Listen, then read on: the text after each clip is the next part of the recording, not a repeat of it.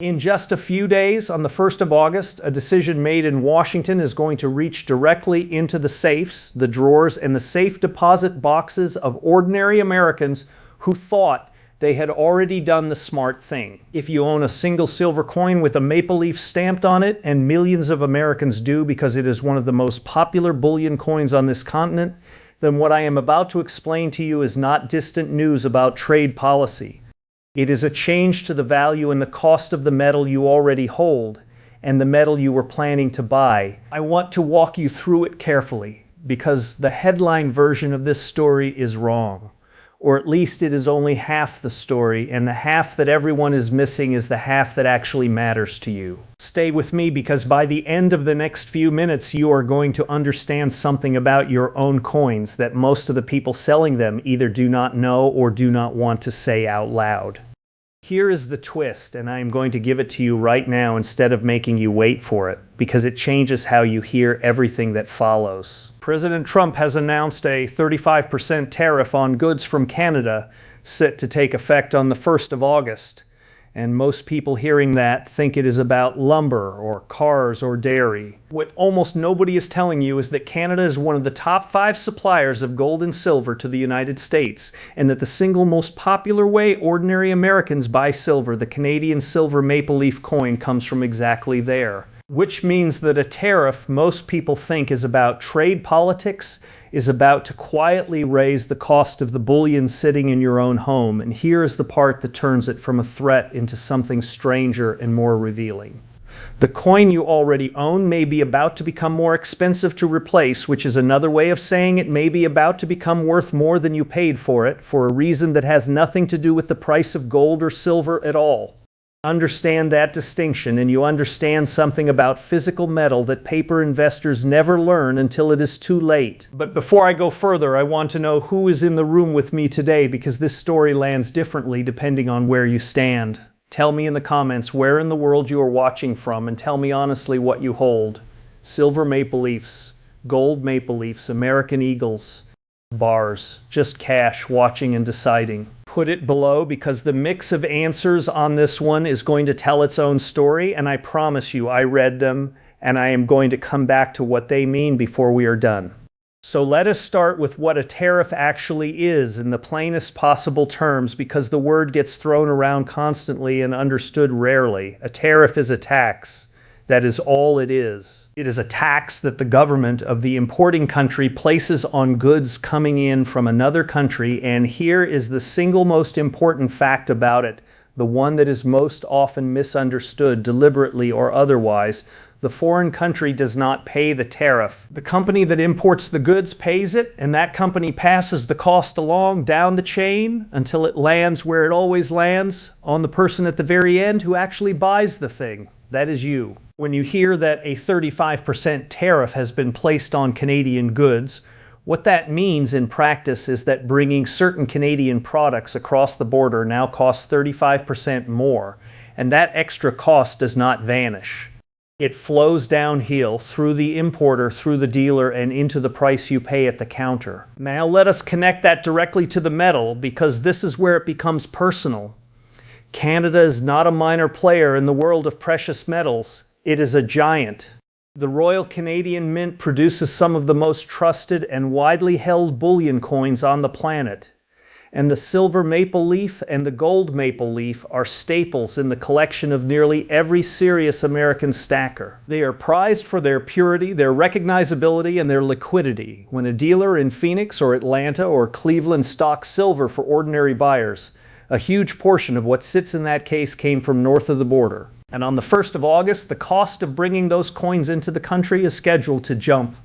Add to that the existing structure of tariffs, which already places heavy duties on articles made of steel, aluminum, and copper, and the layered reality is that Canadian metal products have been getting more expensive to import for some time, with this new measure sitting on top like a capstone.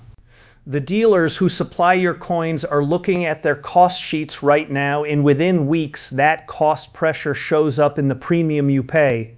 And here I have to pause and explain something that separates the people who understand physical metal from the people who merely own it, because it is the heart of this entire story. When you buy a silver coin, you do not simply pay the price of the silver inside it. You pay what is called the premium, the extra amount above the raw metal value that covers minting, distribution, dealer margin, and crucially supply and demand for that specific coin.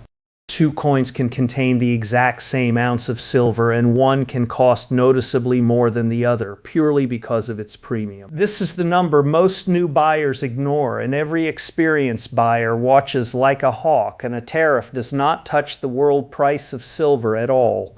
What it touches is the premium. It makes a specific coin from a specific country more expensive to bring to market, and so the premium on that coin rises, even if the underlying metal price does not move a single cent. Which means the silver maple leaf you buy in September may cost you more than the identical one you bought in June, not because silver went up, but because the coin itself got harder and costlier to obtain. If you are finding this useful, take a moment to like the video and subscribe, because now that you understand the mechanism, I want to show you the two people standing on opposite sides of it, and which one of them you might be without realizing it. Let me make this real with two people.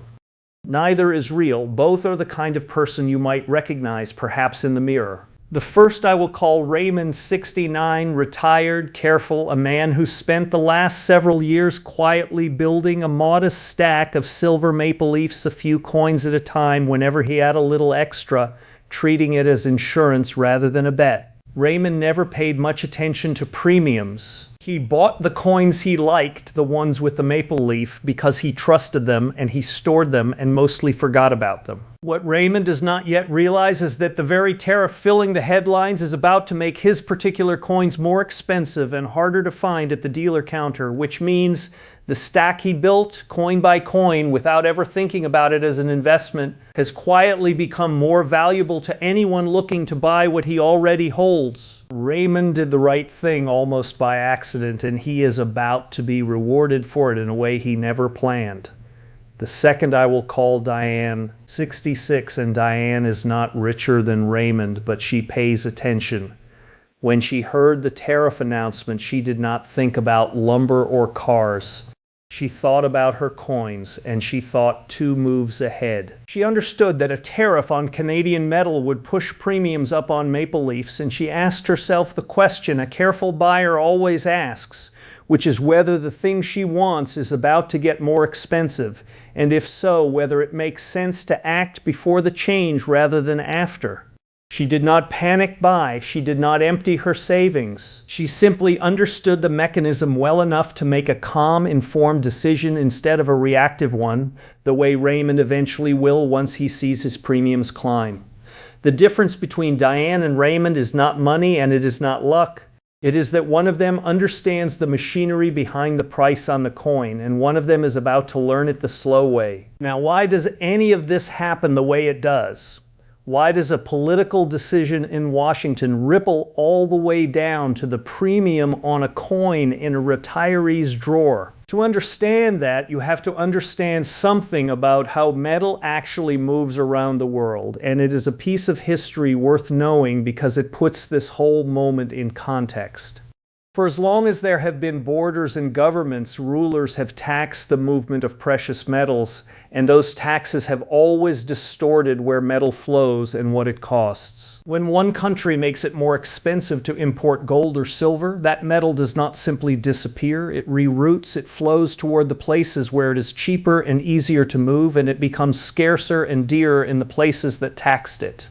We are watching a small, modern version of an ancient pattern. A tariff on Canadian metal will not stop Americans from wanting silver. It will simply make the specific, trusted Canadian coins they prefer a little harder to get and a little more expensive to hold, and it will nudge some buyers toward alternatives. And it will, over time, quietly reshape which coins sit in American safes. None of this is new. It is one of the oldest stories in the history of money, playing out again in our own time, on our own doorstep. And this connects to something larger that I need you to see, because it is the real backdrop to all of it. We are living through a period in which the trusted, seamless flow of goods and metal across borders, something an entire generation simply took for granted, is being deliberately interrupted. Tariffs, trade fights, sanctions, and the freezing of assets have all become tools of policy in a way they had not been for decades. And gold and silver, the oldest forms of money on Earth, behave in a very particular way when the world starts throwing up walls like this. They become more valued precisely because they are real, physical, and already in your possession, outside the reach of the next policy change. A coin already sitting in your safe cannot be tariffed. It cannot be held up at a border. It is already home. That simple fact, that physical metal you already hold sits outside the entire machinery of trade disruption, is a quiet advantage that becomes more valuable every time the world builds another wall. The tariff on Canadian coins is, in a strange way, an advertisement for the value of the coins you already own. Let me widen the lens further, because this Canadian tariff does not exist in isolation. It is one piece of a much larger reordering of how metal moves. Earlier this year, the United States moved to place steep tariffs on certain gold bars coming from Switzerland, the country that refines the majority of the world's gold. And that single measure caused something remarkable. It caused the price of gold inside the United States to briefly separate from the price of gold in the rest of the world, because suddenly it was more expensive to bring physical metal into the country. For a period, an ounce of gold in New York was worth meaningfully more than the same ounce in London, purely because of the friction of getting it across the border. Think about what that means. We have been taught that gold has one global price, a single number that is the same everywhere. And here was proof that when governments interfere with the physical movement of metal, that single price can fracture, and the metal already inside the walls becomes worth more than the metal outside them. The Canadian tariff on silver and gold coins is a smaller cousin of that same phenomenon, and it points in the same direction. Metal already home is metal that cannot be stopped at the gate. And there is a signal already flashing that tells you demand for physical coins is anything but quiet. A signal that has nothing to do with Canada at all, and everything to do with how hungry ordinary buyers have become for real metal in their hands. Look at what has been happening at the United States Mint itself. Earlier this year, a special edition of the American Gold Eagle, a limited run of just a few thousand coins, sold out completely in under 2 minutes. 2 minutes. And when the Mint released a special Silver Eagle after months of unavailability, buyers surged in, snapping up nearly 100,000 coins in a wave of pent-up demand, with another limited release capped and priced and expected to vanish just as fast.